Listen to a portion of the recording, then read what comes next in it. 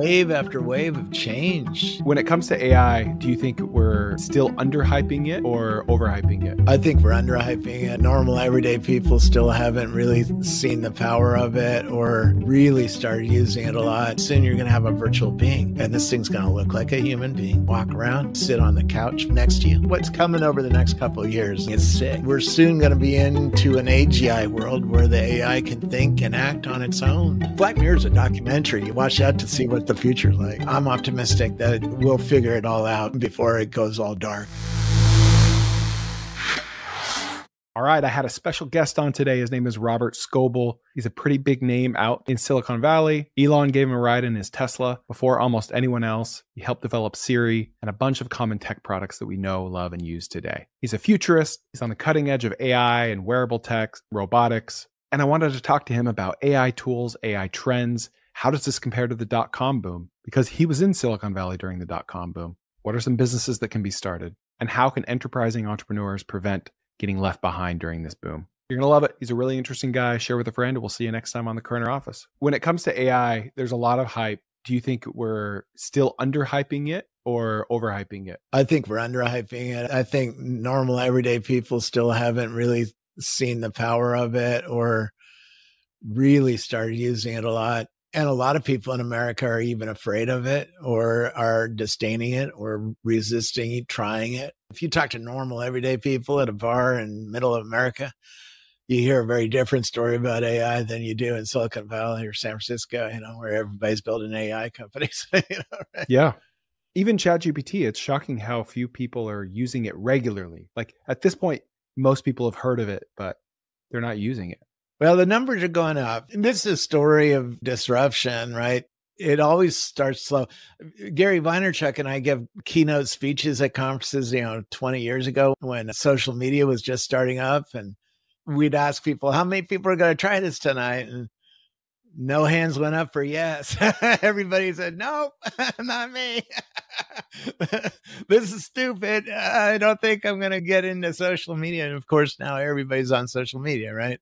I noticed this early in my career that people resist change. They don't like new ideas. They poo-poo them. They tell you why that can't work. I mean, how many people are telling me, oh, I'll never put on an augmented reality pair of glasses, Right?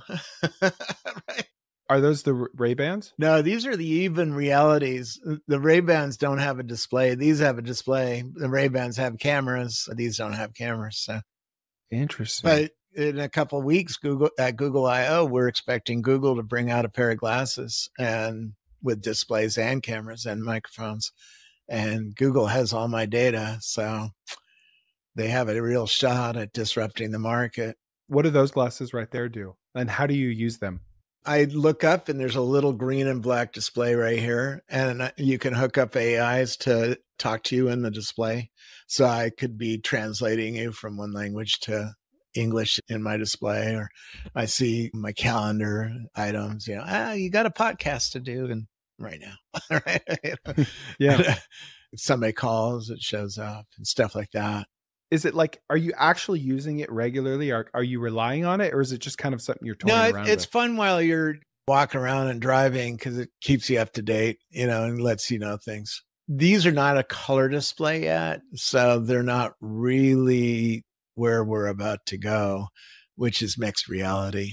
And we should talk about that, or I call it the holodeck, because soon you're going to have a 3D environment all around you just start with your computer screen. And the Google glasses are going to have a 40-degree field of view, which is bigger than my iMac screen over here and certainly bigger than the little screen I'm talking to you on. And that is leading into a new world of changing everything, right? As you can change a Coke can to a whatever, a dog. Do you think any business ideas exist in that space, in the mixed reality space? Yeah, they're actually gotten adoption first in business. If you're working on a factory floor on a piece of equipment, do you want to be looking at a laptop or do you want to have big screens all around you? A lot of companies are using X-Real glasses with their workers because they can work in a smaller space with less screens, less physical screens around them, and still have their big workspaces around them. And then we haven't even started thinking about how they actually build a app. For instance, they can leave a video for the next shift. Hey, this machine's acting up. You got to fix it, right? And see information coming off the machine, right? I worked with a company called MetaView who made a system like this for surgeons. And it shows on top of the body the scans that are aligned to the patient that they're operating on. It tells them how to, is their cutting tool in the right place to start cutting out a tumor or something like that. It's really crazy. That's the 3D mixed reality, the holodeck idea that's coming for all of us. Whether you play games that are 3D like this. I mean, I have a HoloLens and a Vive, I have a lot of devices around here. I have an Oakley ski goggle with a computer in it. I have Google Glass, the first Google Glass, right? I've been interested in this field a long time because a human mind sees in 3D, right? And the glasses can make computing 3D on the real world. And that makes it a lot more efficient for a human to use. And a lot more fun. I mean, if you go to the Apple store and put on a Vision Pro, I got my Vision Pro down here too, right? Put on the Vision Pro and go to a Metallica concert. It's unbelievable compared to watching it even on an 83-inch TV, right? It's way more enjoyable. You're saying watching the concert with the Vision Pro? Yeah, the Metallica concert's all around you, right? And it's in 3D. And it feels like you're standing right in front of Lars, while he's singing. You can't feels like do you're that entering at a the concert. Sandman. Yeah, that's one of the songs they play in the concerts. Amazing. I told everybody, go to the Apple store and get the free demo. It's a half-hour demo. It's better than going to Disneyland. It's much more enjoyable. Quick question. What if there were a private community out there of people that were building businesses based on this podcast? Well, I just made it. And it's only for business starters and business builders. It's called TK Owners. And it's basically like having me and 100 other business geniuses as your business partner, but you give them 0% equity. Also, there's going to be exclusive new trends, growth hacks, business ideas, and a database of everything I've ever talked about. You'll find thousands of startup case studies. You'll have weekly Ask Me Anythings with me while I'll answer your questions directly. You'll be in my Slack channel where I'm hanging out every week and helping members one-on-one. We've got exclusive guest speakers, including some names that you'll recognize. And if you're building something cool, I'll introduce you to anyone you need. TK Owners is the fastest way to plug into a smart, ambitious group of builders and accountability partners that are sharing wins without the fluff. And it's $99 a month, about the cost of an energy drink per day. You can join now at tkowners.com, link in the show notes. Don't buy it. It's $3,500 and it's heavy. And there'll be a lighter weight one soon, and the Google glasses are coming out in a couple of weeks, or a pair of glasses. That's why I put these on. This proves you can put a computer in a pair of glasses, right? These are my old glasses with no computer. This is the glasses with a computer. We're able to shrink things down and make them useful. How are you using AI on a daily basis? Are you using it any differently than just talking to ChatGPT about stuff? Yes. I have a new thing on my Macintosh called Vi.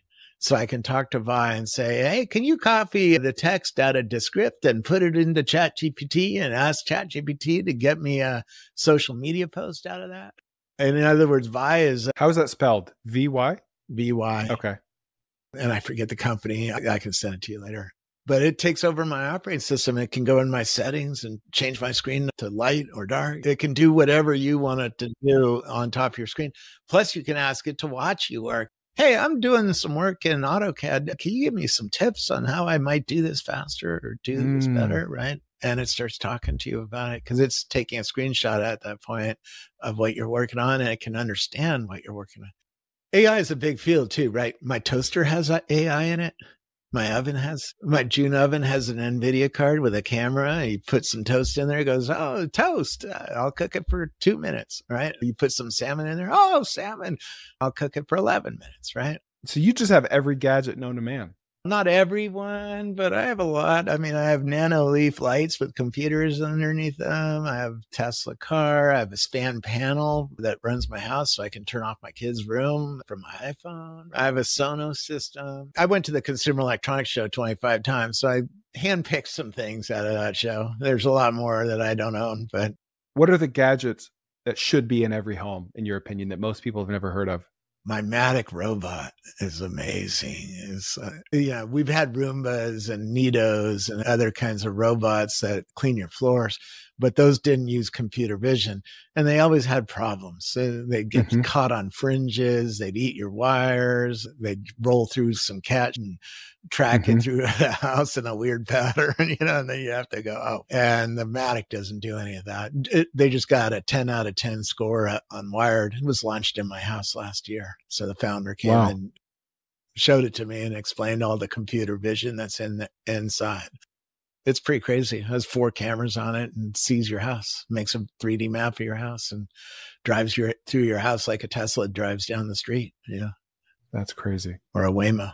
With Vi, is that Vi Corporation? It says Advanced Shape Detection and Object Analysis. No, is that it? It's Vercept AI, VERCEPT AI. And then I have a new browser that's an Agentic browser called Faloo. I'm playing with that and doing a lot of research with that. I'm trying to use a lot more tools because I built these lists. Might as well use all the tools I collected. Yeah. If you're trying to do something creative, there's a whole list I have on X called the Holodeck. It's 800 companies. It's things like virtual beings and things to make pictures like Midjourney. There's a whole enterprise side. If you're in a doctor's office, right, and they're buying AI to help listen to the doctor and write the insurance notes and do all that, right? And there's a whole spectrum of things in between. What are some companies building either hardware or software in this space that could be like the next OpenAI that people are sleeping on? Whenever I ask Elon, are you going to build glasses? He answers Neuralink. He's skipping glasses. Yeah, it's like, okay, you're going to go, but that's going to take you 10 years, 5 years, some years. It's not coming tomorrow. I mean, there's 3 people have one on, but those are people who had severe human problems, right? A spinal injury or ALS, right? The guy who just got one a couple of weeks ago has ALS and can't move, can't speak. He got a Neuralink and now he can just think to his computer and send you a social media post, right? That's crazy. We're a ways away from an average everyday consumer even considering such a thing, right? Or having the money to buy it or having the belief that it's good, right? Right now, when I talk to people about Neuralink, they're like, I'm not doing that. Unless I'm paralyzed, I'll sign up for it if I'm paralyzed, but I'm not doing that. Right? Well, that's what people said when the car was invented. Like, whoa, too fast, too crazy. I feel good about horses. A million people protested when Zuckerberg turned on the first news feed. They said, this is the death of humanity. We're not doing it. Yeah. And of course, they're all using it now. Right? Yeah. Even if you're on X, everybody uses news feeds now, right? They all copied Facebook, right?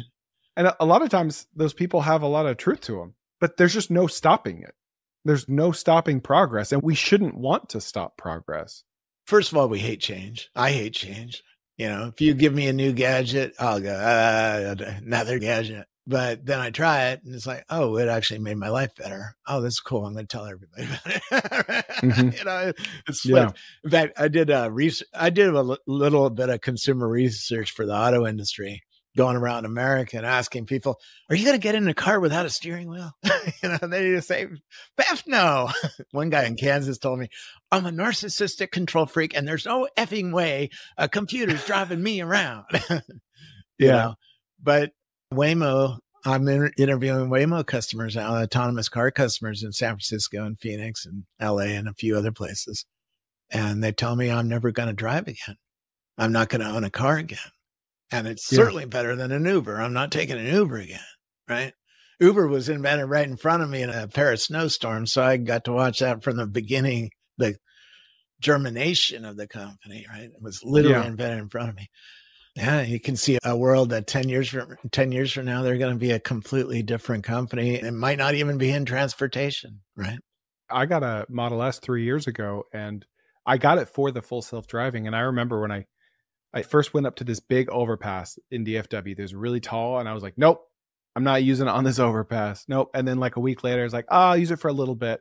And, full self-driving was really choppy really for years. bad back then, yeah. But ever since last year, I don't even look at the road. Like I'm so comfortable. It's better than I am. It used to be awkward at roundabouts. It used to be, I couldn't even go a mile without intervening. And now it's amazing. And it's just going to get more amazing, right? There's a big update coming, at least if you have hardware 4, which is the newer. I don't know that you would probably have a hardware 3. Like I have a hardware 3 car and a hardware 4 car. The hardware 4 car is going to get a big new model, and it's going to do stuff that humans can't do. Do you think it can catch up to Waymo without LiDAR? Oh, it's going to pass it right by. You don't think LiDAR is necessary? No. I've been arguing that for 10 years. No. Okay. No. A CTO for Ford told me you don't need LiDAR. Sebastian Thrun, who invented Waymo, started the Waymo company, and he's the guy who picked LiDAR for the Waymo, told me, no, if I had to do it today, I'd do cameras. So Elon was right about all that. Yeah. And he was right 13 years ago. That's, yeah. And Sebastian Thrun does explain why he chose LiDAR 15 years ago when they were starting up. There wasn't very much compute in the car. The NVIDIA cards weren't very fast. And LiDAR can make a 3D map of the world around you with a lot less computing than a camera that's a 2D camera that needs to be converted into a 3D thing that you could drive through. But you just told me your car drives just fine, right? They make a mistake here and there, but that's not a LiDAR problem. That's an AI problem, and they're fixing mistakes. I always thought Elon was just biased. He said we didn't need LiDAR because he didn't think he could make Tesla economically affordable if it had LiDAR. But what do I know? If you're really a strategist in tech, you have the next 20 years planned out. You know, every year, every 18 months, your transistor count is going to double and the cost is going to come down. And you can make some pretty good predictions up to about 20 years from now. Oh, yeah, in 20 years, we're going to all have Neuralinks on. So here's how this works. I make you free videos. I actually know what I'm talking about. I have no greasy sales pitch at the end. And if you implement what I talk about, you'll make a lot more money and have a better life. And all I ask for in return is that you hit the subscribe button and maybe even the notification bell just like that. Thank you. Elon just knew that. He worked from first principles. His first investor is Steve Jurvetson, who's a semiconductor guy. Steve probably gave Elon the talk and said, hey, this is how you beat the auto industry. What's really messy is, I had the first ride in the Mercedes AI car 13 years ago. They had everything Tesla had in the lab, right? They had a camera-based system. They had a computer in the glove compartment. They had digital vents all ready to go. They had a big touch screen. And I asked them, why aren't you shipping any of that? And they said, well, let's talk about the screen. Why don't you have a touch screen in the car? Your car has a knob between the seats. Oh, our executives in Germany, they didn't want people touching the screen because they'd leave fingerprints on the screen. And they spent so much money designing the dashboard to make it look badass, right? And you still hear this playing out today, right? People that tell me, oh, your Tesla looks so plain. It has a big screen and nothing else, no buttons. I like buttons, right? And they did the market research 15 years ago and found out people like buttons and didn't want screens. I did the same research, The guy in Colorado who's a farmer told me, because I was asking questions like this, if I sold you a truck with a big screen in the dashboard, what do you think of that? I hate computers. I'm a farmer. If you haven't noticed, and I have a flip phone, and right, people would tell me stuff like that. I don't want a touch screen. I want buttons. I want to be able to push a button on the AM radio and get my religious radio, Now we're starting to switch as people because we realize the touchscreen is a superior way to control an autonomous car. Because you're going to be watching Netflix soon while the car drives you around or whatever, Henry Ford said, if I asked my customers what they wanted, they would have said a faster horse. People they don't think about the future because that's not their deal. They're growing crops. They're not thinking about how John Deere is going to change their farm in 10 years. John Deere is, I visited the research lab in Illinois, and, those people were planning robot farming a long time ago, right? How do you balance that though, right? Like your customers don't know what they want with always talk to your customers, always get product feedback from your customers, because that also is important. How do you balance those two things? Hear a different story. You have to understand where they are and where they might be once they get exposed to something, right? These companies all do the same kind of market research. Google, for instance, told me 10 years ago, they said after 3 rides in an autonomous car, you're never going to drive again, or you're going to want never to drive again. And I'm like, how did you learn that? He goes, oh, well, it's sort of funny. This was the head of Google Research who funded the Waymo company, told me this. He's like, when we handed the full-size Lexus to employees, we had them sign a contract. And this was a early autonomous car prototype, with a lot of LiDARs on it, and screen, all the stuff you see in a Tesla or a Waymo today. We had them sign a contract that if they took their eyes off the road and their hands off the steering wheel for more than, I forget, a second or 2 seconds, they would be fired. And they all signed the contract. And these are employees who would be fired for doing something. Mm-hmm. They all broke the rule in 3 rides. Every single one of them, from Sergey, CEO, down to the lower level employees, because they got so bored of watching the machine drive them around, they looked at their phone. And that's what we want to do. We want to look at our phone. We don't want to drive in traffic. And people give me this lip all the time.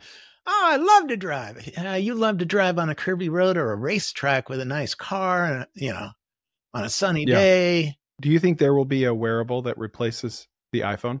Eventually. When you were in an Apple Vision Pro, your screen is a lot better than an iPhone. The interaction isn't quite there. The quality of the hand interaction with a virtual screen isn't quite there yet. And so that needs to be fixed. It's too heavy, right? People don't like putting it on. It's not something I can just hand to you like a phone. There's a lot of advantages to having a phone. John Carmack, who used to work for Meta, told me this. He's like, Apple has a huge advantage. They have a phone. I'm like, what are you talking about? It's like, oh, they can put all the GPUs and the heat sink and the battery and the CPU and the radios all down in the phone. And that means that Apple can make really lightweight glasses that have very small little computers like these do and have a big screen that does a lot of things. And we have to talk to the cloud because we don't have a phone. Yeah. And so the Meta glasses are going to be a little heavier. And like Google, I bet you're going to have to buy a new Samsung phone to work with the Google glasses. Is there a tech trend that you think is overhyped right now? No, you could key in on AI as hype. I mean, you go to San Francisco and all you see is billboards with AI, the word AI in them. I went to a medical conference in Las Vegas and all I saw was AI on all the signs. It's like, something's getting overhyped here. There's a couple more waves to follow it up. And therefore, it's not going to be overhyped. The glasses is one. Robots is another. Autonomous cars are coming. That's another. There's a lot of things that are coming. Now, there's certainly problems. And Neuralink is coming. And there's certainly problems with the Neuralink world. The Neuralink that the 3 guys have on today can only read from the human brain. So you can think about moving your cursor and it moves your cursor.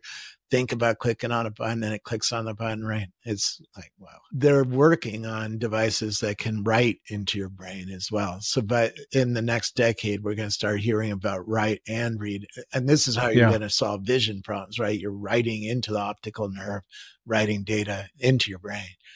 Ooh, that brings a lot of problems. Because when you have wires on your brain, you have no free will anymore, really. Yeah. I mean, you might be gifted free will by the company that makes it to you, and that'll be part of the terms and service. But in theory, you don't have free will anymore. If the thing wants you to pick up and shoot somebody, you will, and you can't control it. And that means you don't have free will. Did you see that Black Mirror episode? Oh yeah, the Black Mirror is a documentary. You watch that to see what the future's like. You only see the dark side. Repeating ads out loud because she doesn't have the paid version. Oh yeah. Well, or it'll write, "Oh, you want a Diet Coke?" It'll make you want a Diet Coke. Go find a Diet Coke, and you'll just be walking around looking for a Diet Coke.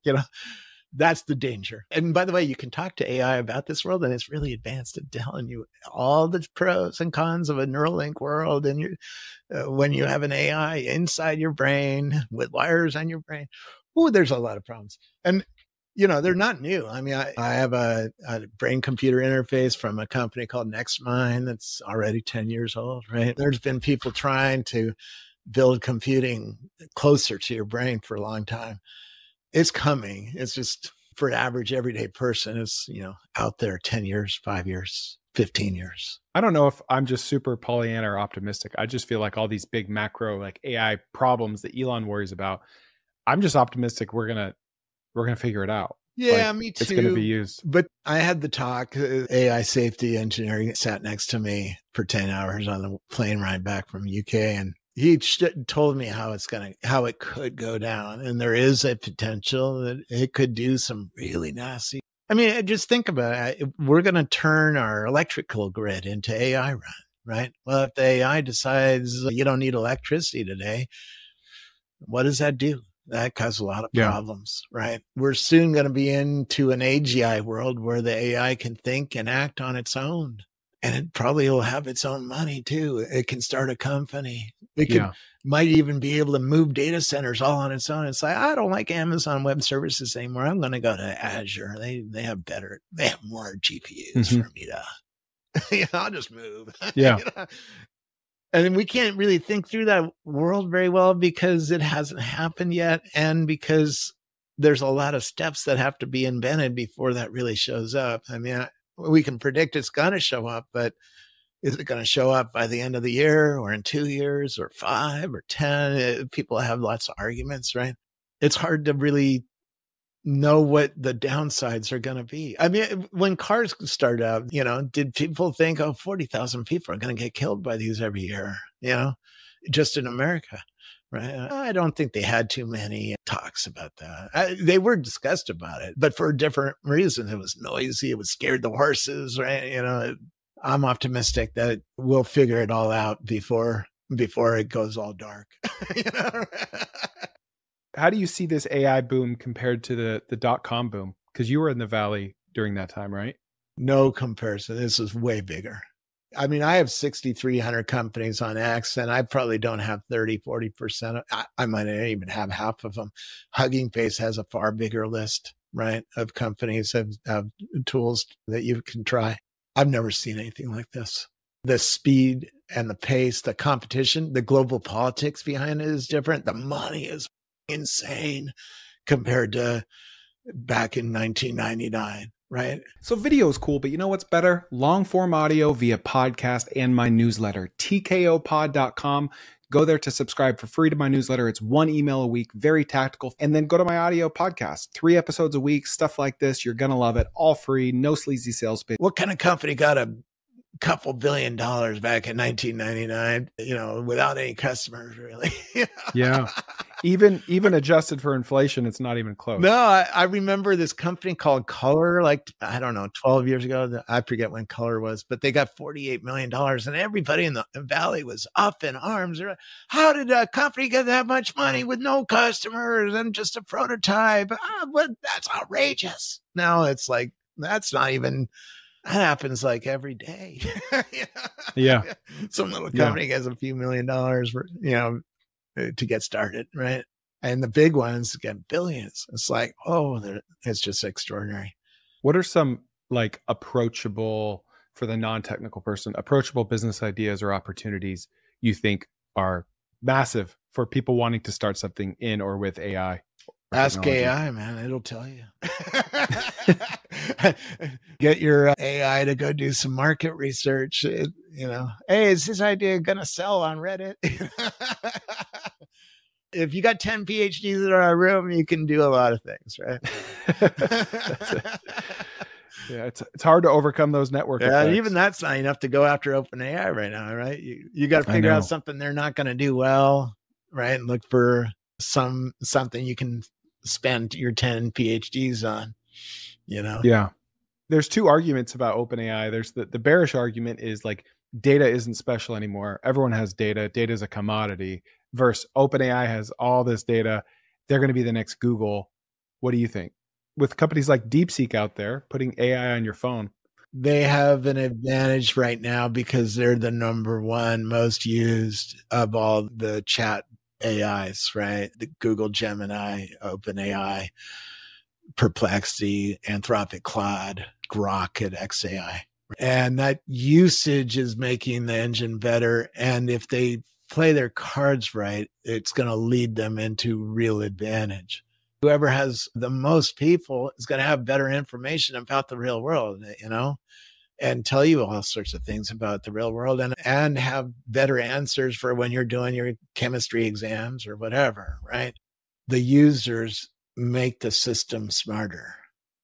The more users you have, the smarter the system gets. The network effect. This is going to be true in autonomous cars too.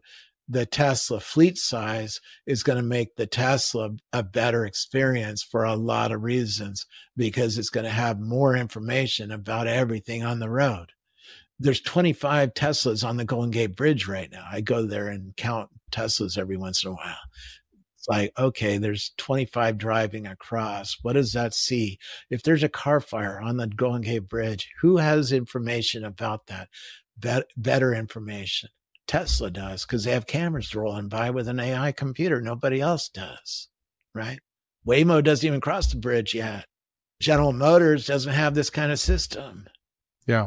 And doesn't have XAI. So this is one reason that, Elon keeps being able to raise a lot of funding, because he's putting together all the pieces to make a world system that's very useful and better than the other companies. And it's a war. It'll be interesting to see how it all plays out. OpenAI has an advantage right now in America and in Western world. China's coming on strong. China has an advantage because they have 9 cities bigger than New York. They have a bigger market than America has. They have more people. I just told you, people make the system better. Now, that would make the system better in Shanghai. Doesn't translate to Las Vegas, right? Mm-hmm. You got to get people in Las Vegas to have the DeepSeeks or the Baidus or right. Yeah. And have the glasses from China on. And this is one reason I think Trump is tariffing everything. We're about to get humanoid robots. China can make a humanoid robots cheaper than we can in America, and better. They're going to put Chinese robots in every business in America. That's going to be a real problem for us. All of a sudden we're not going to have jobs, and we bought some Chinese robots. Right? Yeah. And the Chinese robots can report back to home everything about the society, and have all your market research, so they can just continue to bring in new products and new ideas to customers. It's a real problem. This is something I think about a lot. It's like, how is America going to remain relevant in this world? How are they going to match the price and supply chain advantages of China? The Tesla factory is the biggest we got. It has 12,000 people working at it, right, on 3 shifts, making Model 3s and Model Xs and stuff like that. You go to Shanghai, they got 1,000 of them. They can make things at scale that's just stunning compared to what we can here. And so I don't know how we innovate to make things cheap to make like they can make them, and have the data advantages like they have, right? And have other advantages around the world. And so we're in a new world. We're having to compete with China for the first time. Most Americans didn't really see that coming. I saw it coming for 20 years, where I knew 20 years ago by visiting China, this country is going to pass us by sometime. Their ports are automated. They have video screens on every building, right? They have robots roaming around the streets. They have a lot more autonomous, a lot more electric cars. They have a lot more excitement for glasses that are coming, right? It's like, this is a problem now. We saw it coming for a while, but now it's a real problem. But it's all going to work out. We're going to win. I visited Israel, who's a little country. In Israel, I met with an entrepreneur, and Israel has a lot more companies, a lot more startups than any other country for the size that it is. It's a very small country with only a few million people, right? But it has a lot more startups than a lot of bigger countries do. And I was asking one entrepreneur there, I was like, why is this going on here? What's going on here? Is it the water? He goes, no. We got nothing. We got land you can't grow things in. We got land that has no oil underneath it. We have no natural resources. We have no water. We have to pull it out of the sea and desalinate it, right? Mm-hmm. So the only thing we got is our brains, and that's what we use to remain relevant on the world stage. And I I know there's a lot of that in America too, that we're going to use our innovation to remain relevant on the world stage in the robot wars. Constraints equal creativity. Oh yeah. America should wake up. All right. Well, Robert, this was great. Where can we find you? X Scoble, X Scobleizer. Okay. We'll link to you. So that's my home base. That's where the AI industry is. If you're not on X, you're not in the AI industry. So, okay. Well, thank you for your time. Cool. This was awesome. Thank you so much. All right. Thanks for listening to the Kerner Office today. Please share with a friend, and we'll see you next time.